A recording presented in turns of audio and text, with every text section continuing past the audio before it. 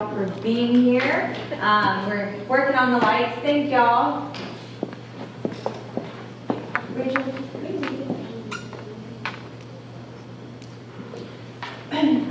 My name is Jackie Metcalf, and I am the founder and executive director of Texas Health and Environment Alliance. And I would like to get to know my audience a little bit. So I was wondering, how many of you are here tonight for the first time? Oh, okay, all right, wonderful. So most of you have been here before. How many of you here have a home or a business that's, that has a groundwater well and you're within the Jones Road Superfund site area? Is or was or both? Okay, is or was or both? Yeah, all of it. Oh, okay. All of it, yeah. Okay, great. All right, for any of you that live within the waterline area, or again, the Superfund site area, when was the last time you heard from the EPA? Or have any of you heard from the EPA if you live within that area? Okay, all right. Yeah, it would have been helpful if I had this map up there while we were discussing that. But most of us are pretty up to date with the site or know a bit about the site history if you've been to our meetings before. And so we're going to talk about, just very, very briefly, what the EPA said in 2022 about the Superfund site. Just for context, here we have Jones Road, and this is 1960 here. And just above, just north of Bearley Lane is the shopping center that on the end unit here more recently was, I believe, Halal Meats. But formerly it was the Bell Dry Cleaner. And when they would go out back and dump their contaminants, the contamination was pulled in this direction to the west. And in 2022, the EPA did a 5-year review of the site. They do these when chemicals are left on site. And which is not really on site, if you will, because it's under the neighborhood, as well as under the shopping center. And so they deemed this site not protective of human health in 2022. And that's a point that I really want to stress. It's 2024. They deemed this going on 2 years ago now. Why? Because people can still be exposed via groundwater and vapor intrusion. This is a big deal. Not many Superfund sites get this designation. Trust me, the federal government is not quick to say people can be coming in contact with harmful contaminants right now.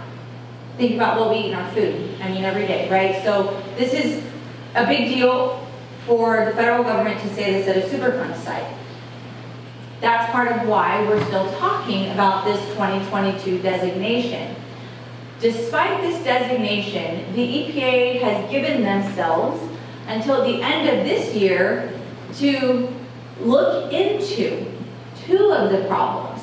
One is people being exposed via vapor intrusion, and then one is to come up with a plan on how to prevent people from being exposed via groundwater. The other, they're saying they have until 2026 to determine if institutional controls or deed restrictions are necessary. Because as of right now, people can buy a home with a well, and that well not be tested for these chemicals, and the people be none the wiser. There is no requirement or no deed restriction or law in place right now for people to be notified.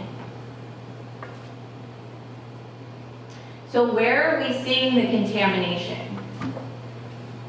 This is the EPA's plume map. This map is incredibly misleading. I don't want you to take this map serious. This map is showing where they have found perchloroethylene in some of their sampling. Any of the numbers indicated in red are pointing to wells in the neighborhood that they have found the perchloroethylene above legal safety limits. Sorry, they're not safety limits, above legal limits. They're not set on what's safe. Does anyone want me to expand on that? We good? Okay. So what you see here are a lot of little red circles here at the source area where the shopping center is, where the original dumping took place. So then you see this dashed line. What they have done is delineated that plume. They have outlined where they're saying the plume is. And then you come over here and you see again another dashed line where they have delineated the plume. So if I bring this map to someone who their profession is to make these kinds of maps, what they tell me is, Jackie, there's two source areas. There's one at the shopping center and then there's one in the neighborhood. These are two independent events. When I bring this map to the EPA and I say, hey, why did you make it look like there's two source areas? They said, well, we didn't have data between the two. Nonsense. They do have data between the two because our team has piled through the data. We've submitted several Freedom of Information Act requests to the EPA requesting all of their data. And the purple triangles here are all of the wells that they have tested over the years where they have found these contaminants. So, thinking back to that other map, here's the shopping center. And then over here is where they drew that other source area, claiming they had no data in between the two. But we made this, Rachel on my team, made this map with the agency's data. So, one of the issues is we need them to do better.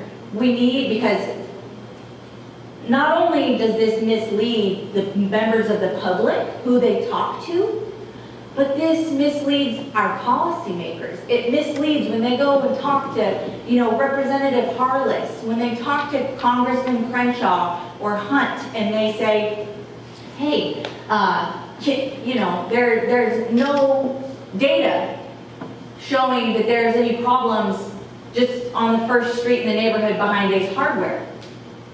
That's not the full picture. So, thank you, Rachel, for all of the work that went in to make this map. It's a lot of data. And sometimes the font on the screens is really, really, really little. We blow it up as big as we can and then get a magnifying glass because it's literally that small of that much data. So what you're also seeing here on this map, the red stars are contaminants of concern found by THEA. So we tested 68 homes last year, some of which was with the University of Texas Medical Branch, some of which we did independently on our own.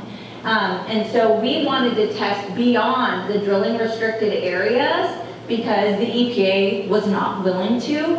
And fortunately, we didn't really find much beyond that area, which is good, but we did find, what was in line with what EPA has found. Not necessarily what they're saying, but what was found.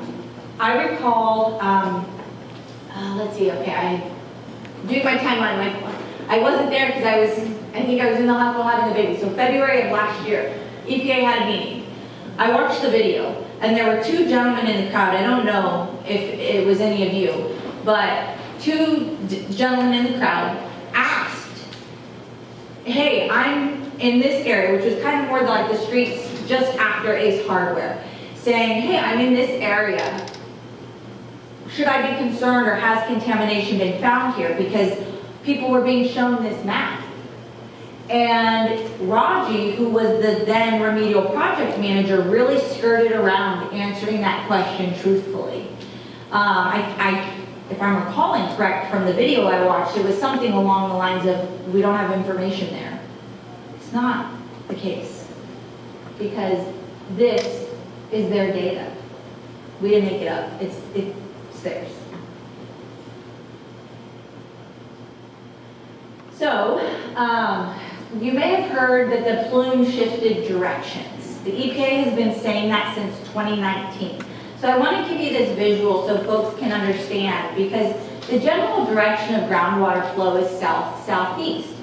But historically, the plume was pulled west because of the demand. So let's just use a septic for an example. And if you have a septic system, this is a real scenario for that.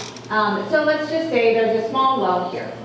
And the septic system is going with the normal trend, the normal flow of groundwater direction.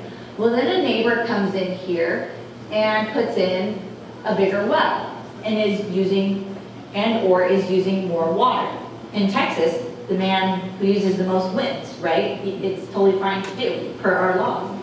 So this person reverses the local direction of groundwater flow. So this homeowner who used to be okay with their septic tank over here and their well here is now probably having stomach problems and not knowing why they're having stomach problems because they are pulling from their septic system. And then that is also going to go in this direction and make it to that person's well over time. That's what happened when Cypress was booming. It pulled the groundwater to the west. Now it's moving back in the normal flow south-southeast. This example is also really important when people say, why should we get off our well? Aside from the we don't want a water bill argument, why should we get off our well? Well, until there are no more local little pinholes underground pulling that plume, they won't be able to stabilize it. The EPA will not, for sure, securely be able to stabilize that plume and know for certain where exactly it is at any given point. All right, so what's being done to remedy this? In situ bioremediation took place last year. So what that means is you see the three, these are monitoring wells. The three monitoring wells outlined in yellow, the EPA used those three locations to inject compounds into the ground, into the shallow water above 50 feet. And those, the compounds that they inject in there will, in theory, break apart the chemicals. They have done this in the past. It wasn't extremely successful. It was successful for a short period of time, but then it was no longer effective. And so that's why they quit. But they have been having success at pulling vapors from the shallow groundwater. So then this was kind of like the next thing was let's come in and continue to treat that source area, that area that's continuing to release the chemicals into the aquifer. So that took place last year, and they took samples in December of last year and then again this month to see if the effort was effective. I don't have any information on that. When I asked the EPA for an update, that's really all I got. I didn't get anything more. So I don't know if it was an effective effort or not. And then, as I mentioned, they've been pulling vapors, and so that's the soil vapor extraction system, which sits just to the east of the shopping center. Just behind it, it's this chain link fence with a very small, pitiful sign. The chambers you see inside, this is a look inside the shipping container there. Those are the different filtration chambers. And they have had good success with this pulling the vapors from the shallow zone. But again, it's just the shallow zone that's being remedied here. And it was expected to operate from 2019 to 2021, but it's continued to need to operate because it hasn't been as effective as quickly as they thought. But the equipment is winterized right now, and that's really a result of the equipment being damaged in Winter Storm Uri. And so they winterized it, but it will go back on in March. They'll turn it back on. Yes? Did they do anything from 2010 to 2022? as far as remediation? Only the soil vapor extraction system. Yeah. So that was the only thing that was running. So some additional site updates. Oh, Yeah, I thought he was waving. I'm sorry, no, I got caught, I apologize.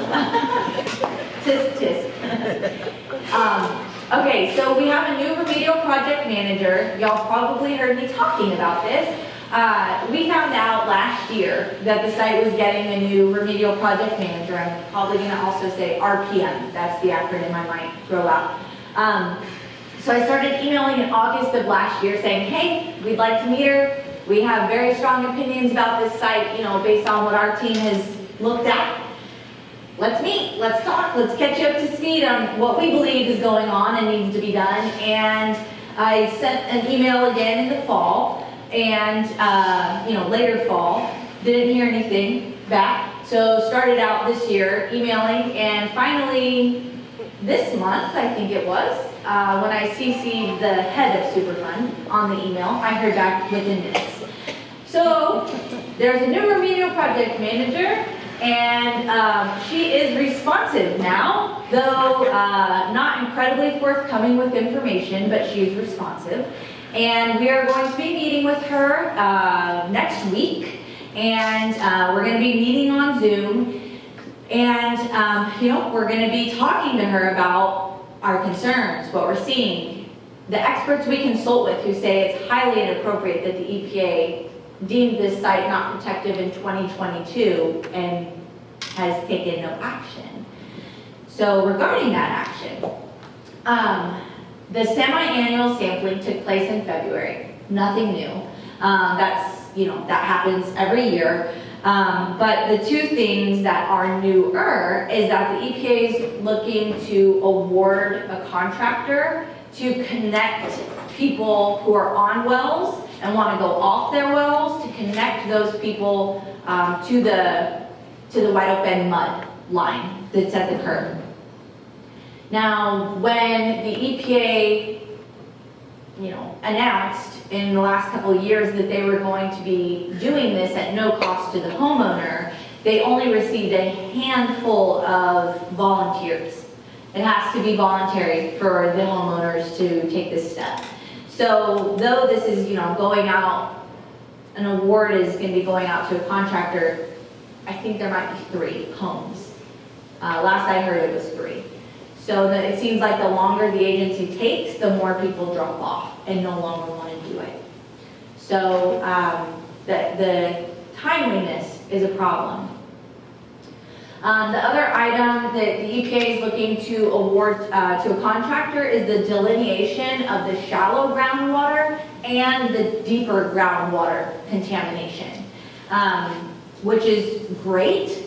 It needs to happen. They need better maps. They do need a better clue of where this plume is today. The last time I saw a somewhat believable or accurate plume map from this site was 2010. And I think it was TCEQ who did that map. So it's been a very long time since, based on the background data and knowledge that we have, that we've seen a map produced by the agency that was telling the whole story, where a small nonprofit like us, we shouldn't have to be the ones that do that. Question? Comment? so when the EPA came out, it was a couple times ago that they were out, and Raji had held the meeting and said that the plume, and she described which ways that they felt the plume had moved. The next meeting they had, they came out and said that the plume has never moved. Yeah. How can they get away with having one meeting where they're saying, okay, well, we see that it went to the east a little, we see that it's gone north a little, and then the next meeting, and nobody remembers what the prior meeting was, where they were actually stating that it moved, and then the very next meeting, she wanted to argue about the fact that it has never moved. How can they do that? Well, I could answer that a lot of ways. But they don't even have the facts to say that it has or it hasn't. No, they do. They do, because right here, At the shopping center here, I forget what's there, it's a big fitness center. Oh, yeah, Um, 1960 there. Yeah, Across from Hobby Lobby, so north of 1960, that shopping center there, the EPA has monitoring wells there, they found the contaminants there. So, they have the information that it has changed. It was in 2019 when Raji said, I was there, we were there. Yeah. When she said publicly at the EPA meeting that the plume was no longer going west and that it had shifted back to the normal direction of groundwater flow, south-southeast. And then 3 years later, she denied that. yeah, So, these are my professional opinions. There's a lack of oversight, in my opinion, that has allowed those statements to be made, and a disconnect between the frequency that they come to this community. yeah, And in the past, so if the EPA was coming here even yearly, twice a year, or if the EPA had set up a community advisory committee here, they would meet quarterly or more frequently with whoever was on that community advisory committee, which I'm happy to advocate for. I have previously. That's a fun story. If y'all want it, you can get it. I don't live here, I can advocate for it, but if the locals want it or people who have lived here want it, it is something under Superfund law, the EPA is to grant you. And you would really negotiate or set the terms with them of saying, hey, we want an update quarterly. We want to know what was seen in that semi-annual testing. And so that's something that they would make a commitment, they would have to make a commitment to the community to provide those updates. So why in 2019 can they get away with saying something different 3 years later? If there was more accountability and consistency, it wouldn't be so easy. People wouldn't forget what was said. And in my opinion, the communities can have a much more productive and meaningful conversation with the agency because folks are up to date. Folks understand what's the latest, what they found in the last sampling, what technology is being looked at. And I think that now is a perfect time to get a community advisory committee or a CAC because they're looking at assessing the deeper groundwater contamination, which means next comes how do we clean it up? And that's a really big deal. When this site was first discovered and TCEQ had oversight, one of the reasons why the EPA took over, which this was in 2002, one of the reasons why the EPA took over a few years after the discovery in 2002 was the TCEQ was saying pump and treat. Pump the groundwater and treat it and then inject it back in. That was the best remedy here. But it was going to take an estimated 30 years. So EPA came in and said, that's way too long. We're going to take over this site.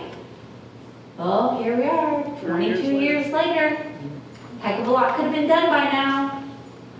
So what's going on at this site is really important. And these are not chemicals that are going to go away anytime soon. They just become more toxic in our lifetime.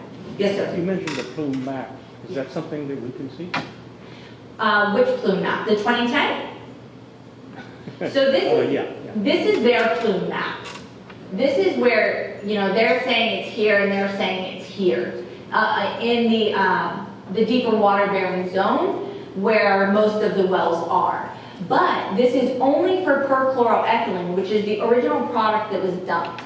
Over time, the chemical changes through 4 to 5 different chemical compounds. So they're not telling you the whole story with this map, and there is no plume map for the vinyl chloride, which is a very important chemical to be following and mapping, because that's what the chemical breaks down to at the end of it all. So that's actually one of my team members, Christy, and both Christy and Rachel's contact details are on the agenda, as is Lauren, the new EPA project manager. But Christy, one of her projects she's working on right now is actually going through all of the sampling data over time that the EPA has done, and she's looking for the hits of vinyl chloride so that we can make a map because the agency hasn't. So this is the story for one chemical, but not even all their data points. So if I were to say, let's call this a plume map, right? And let's draw a line. Like my line is gonna go all the way down to 1960. You're kind of playing connect the dots, right? So a red star or a purple triangle here is where we have known this stuff has been found. So it's gonna go in a direction like this to connect the dots. Because it doesn't just get over here without coming somewhere from over here, right? It doesn't, you know, it's flowing underground, not hopping around. It's just areas we don't have data. Yes, So why shouldn't they keep going? south. Yeah, south, north, west, east, keep going. So I do believe they have gone south. We went, the blue stars are everywhere we tested. We did go far west, and we did go further north, and we didn't get any hits over here. And then, I think we also even tested up over here, if I'm recalling correctly, but didn't find anything. I can't read the streets on this. The left boundary there, what street is that? So that's actually a gully, and this street here is Oak Valley. Okay.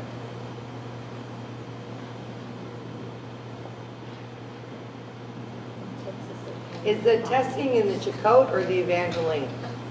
They have tested in the Evangeline. They have Which done, is where the vinyl chloride falls to, right? well, it can over time. They haven't found it there though. So it stopped around, the data I've seen, it really started to trail off in the higher 300s below ground surface, 350 or so. You weren't really getting many hits anymore. But mostly in the 200, 250 feet below ground surface. And so the remediation that's gone on to date, the bioremediation and the soil vapor extraction system are only addressing from the ground surface to about 50 feet below ground surface. It's not addressing where the wells are. So it's a critical time right now as the agency is looking at what can be done to remedy the deeper ground, where is it in the deeper groundwater, and how it can be remedied. Okay, so a few things here on action items that you can take to help us push this forward. The QR code up here is for our health survey. We are still, we're in communications with Texas Department of State Health Services. We are still also talking to elected officials about an updated cancer study. So please, if you have a type of cancer that you are concerned about in the community, please let us know. You can fill out our survey on the QR code, hard copy as well. This will take you to our website. And even if you just want to put your name, your zip code, and a type of cancer, or even just a type of cancer, I'd be good with that. That way I can tell the health department, hey, this is a type of cancer someone from our meeting reported being concerned about. It's very important because if, kind of like chemicals, if they're not looking for it, we won't know if it's at a normal rate or not. We have committed, FIA independently have committed to testing homes above the plume quarterly, or anyone who participated in our sampling effort, which was 68 homes. So if you're interested in having your water tested, we would be happy to do so quarterly. So please let us know if you would like for us to do that. It's good to, have that information to see how it's trending over time, but also to help make up for what the EPA is not doing. Also, we have a petition. My two team members will bring the petitions around. If you have not already signed it and would like to, the petition is basically asking the EPA to work a little faster here, to do things expeditiously. And these are important to let them know, hey, people care about this site, and I promise you, I've been doing this for 12, 13 years now.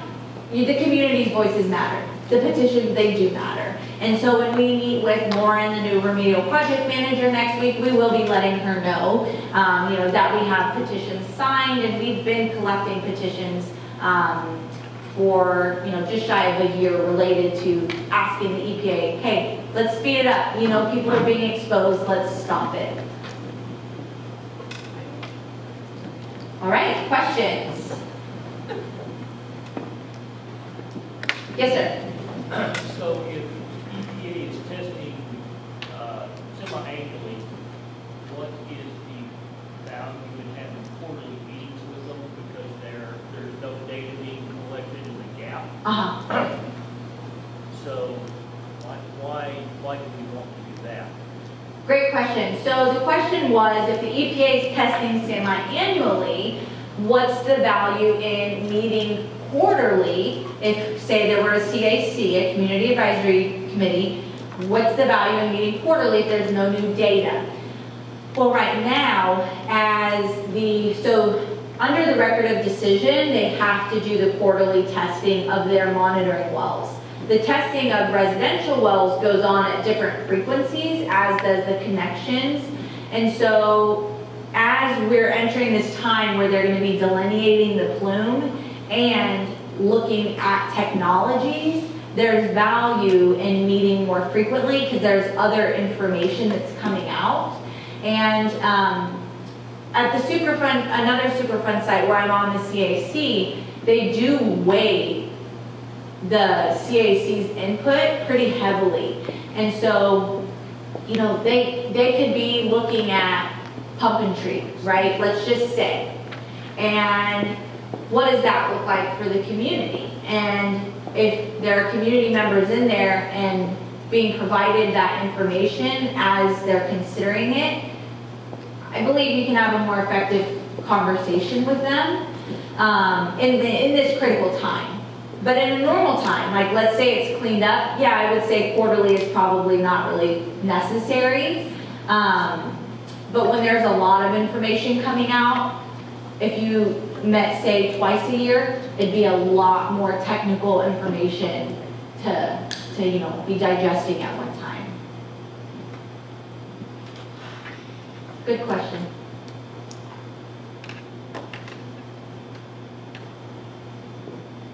Other questions? I know flood control's now putting in underground tubes through that area. Oh, Have you, okay. did you overlay that on your map? No. Okay, that's interesting. And a really, really great point. Lots of dirt is moving out of there. A lot of dirt trucks. All right. Okay, so Marlene informed me that they're putting in a lot of tubing and laying things underground, so they're moving earth, so to speak. And I am very curious if there has been any coordination with the EPA on this. I'm not going to assume. I don't know if there has, but I will inquire. Rachel, don't forget, we need to have that as a talking point with her, and then we should also inquire with Commissioner's office on that. Yes? So where the original injection wells were, they were going down deep, so shallow, 50-foot, 20-foot. The expansion of that is going to be relatively relegated to a narrow area. It's not, they're getting dirt 3-4 blocks away, that's only 10 foot of ground. They're not getting access to the chemicals because a well would have a casing going down below that level, so the chemicals would be injected into the water through a casing. So moving the dirt, how would that impact? I mean, if it was right there around the shopping center, Right. it might. Right. Still, the casing is going down to at least the shallow water depth, which is 50 foot below, and they're only at the 10-foot level, putting in drainage pipes. Mm-hmm. So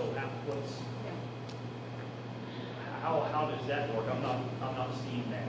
Yeah, great point. So the question is, or concern is, if they're, say in the neighborhood, they're off-site of right here, let's call this ground zero.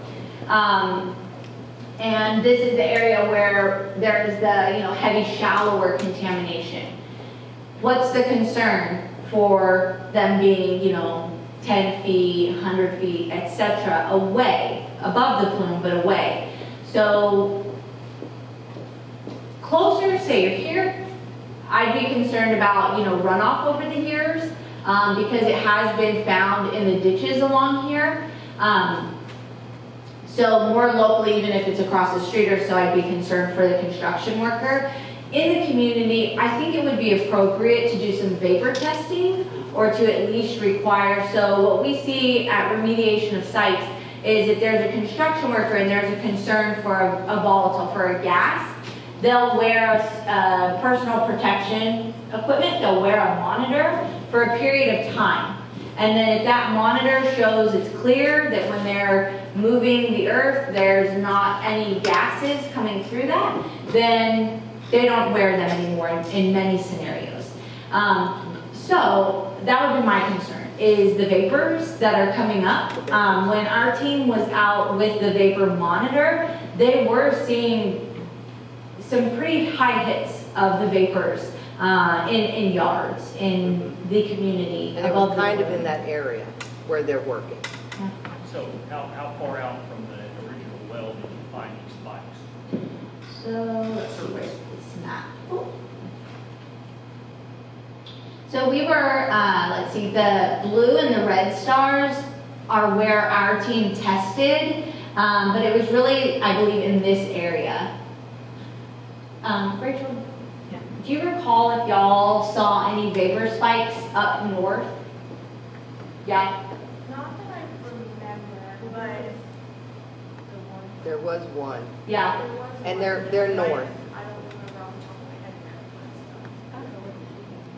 where it was. Well, they're digging a retention pond, I don't know if that's what you're referring to, but it's way over there to the west between East Morgan and Dula Lane Uh-huh. and north of Mile Drive. Yeah, that's where all that work's being done. Okay. There's a lot of excavation work right there. So this work that's happening up here, we have been in communication with the Commissioner's Office and Flood Control and Harris County Engineer Department about it, and the EPA began coordinating with them. I don't know the result of that, but I know that there eventually was that interagency coordination.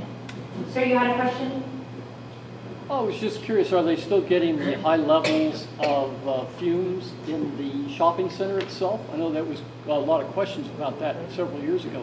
Right. No, not in the units they're testing, but they're still not testing all the units. Yeah.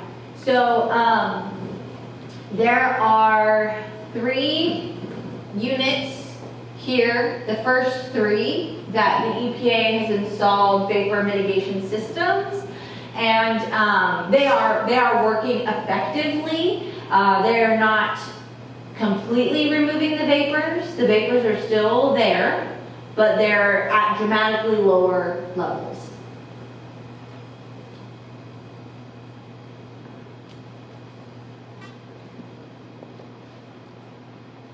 The lower levels are still detrimental to health. Well, we all process toxins differently, and that's why, it's hard when someone says, oh, well, I haven't been affected, everyone should be fine. We all harbor toxins, process toxins, and are affected by them differently for a variety of factors, not just our genetics, but a few other factors. And you have to consider what's the dose that they're being exposed, and a low level dose for certain people is more harmful than others. And then a dose over a period of time, a smaller dose, yeah, can certainly cause adverse health effects. Some people are super sensitive and they can be, exposed to something a minimal time.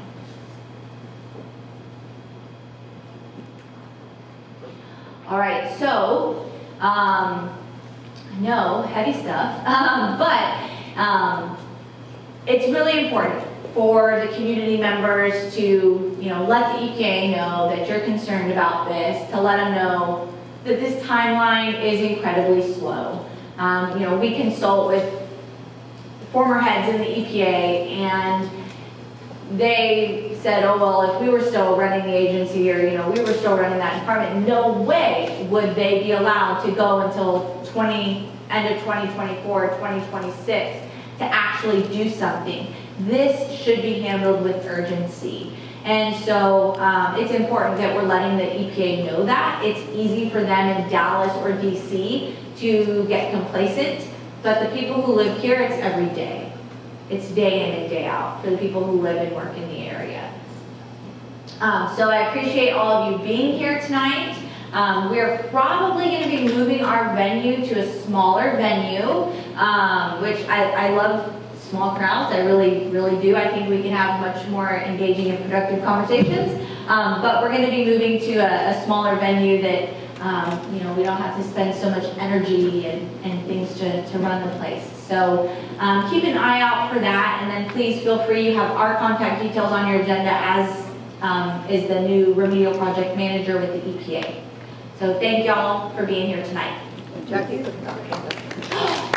more thing. I even wrote it on my agenda. One more thing. Hold your seats. Sorry. All right. I would like to hand the microphone, I'm sorry, y'all, to our folks here from UTMB to talk about a survey that they're doing.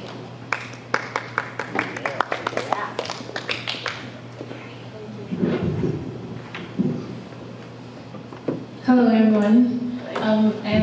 My name is Anna Barbara, and I'm with my coworker Cynthia, and we are researchers at UTMB.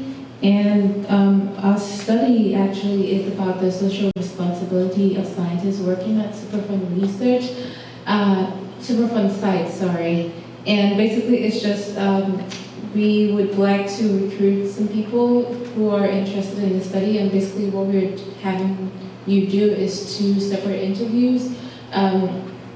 The goal of the study is to develop a model that scientists can use that would help them be more, produce more relevant science to the community. So basically, like, a scientist comes into the community and they want to do some research tied to Jones Road. What would you have them do for you? Like, what do you think is more important for them to produce for you from their study? Is this something that you can use for litigation? Is this something that could be used for advocacy? What do you think they can help you more with from their study? So basically, we're just asking a few questions, and there'll be 2 interviews. One before, just like, I guess, to get your knowledge or your input about that, and then we'll develop a model that we're going to give the scientists, and then the next interview is just for us to go over the model and see if you agree with it, or if we can work on it better. You can, I guess you can meet with us after this meeting, and we can give you contact information and have you sign up.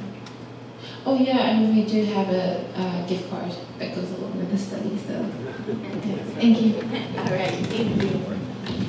All right, thank you everyone. I appreciate you being here. You're not saying no.